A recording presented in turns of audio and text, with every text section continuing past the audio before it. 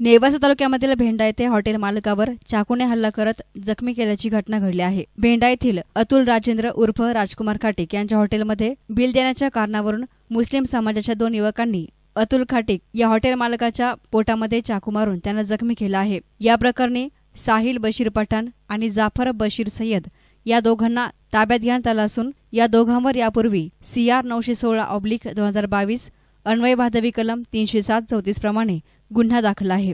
तर जखमी हॉटेल मालकावर अहमदनगर येथे उपचार सुरू आहेत। घटनास्थळी शेवगाव येथील DYSP सुनील पाटील आणि नेवासा पोलीस निरीक्षक धनंजय जाधव यांनी भेट देऊन परिस्थिती नियंत्रणामध्ये आणण्यासाठी प्रयत्न केले आहेत। रविवारी सकाळी कुकाना आउटपोस्ट या ठिकाणी हॉटेल व्यावसायिक आणि कुकाना परिसरातील ग्रामस्थांनी पोलीस निरीक्षक मनोज आहिरे आणि पोलीस निरीक्षक यांना निवेदन देऊन कठोर कारवाई करण्याची मागणी केली आहे। कुकाना आणि कुकाना परिसर हा मोठा असून कुकाना भेंडा ही बाजारपेठ मुख्य गावं आहेत। कुकाना आउटपोस्ट अंतर्गत 16पेक्षा जास्त गावांचा कारभार असल्यानं पोलिसांची संख्या कमी असल्यामुळे पोलिसांना तपास यंत्रणा कमी पडत आहे। त्यातच पोलिसांच्या समोर अवैध व्यवसाय मोठ्या प्रमाणात चालू आहेत। या वाढत्या अवैध व्यवसायामुळे कमी अल्पवयीन मुले या व्यवसायामध्ये मोठ्या प्रमाणात पाहावयास मिळत आहेत। या झालेल्या घटनेमुळे बाजारपेठेमधील व्यावसायिक घाबरले असून सध्या कुकाना भेंडा परिसरामध्ये या टोळ्या सक्रिय झाल्यामुळे लुटमारीचं प्रमाण वाढलं आहे।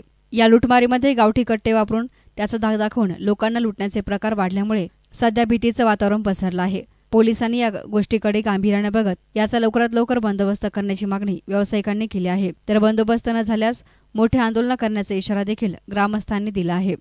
एस9 मीडियासाठी प्रतिनिधी मंगेश निकम, नेवासा।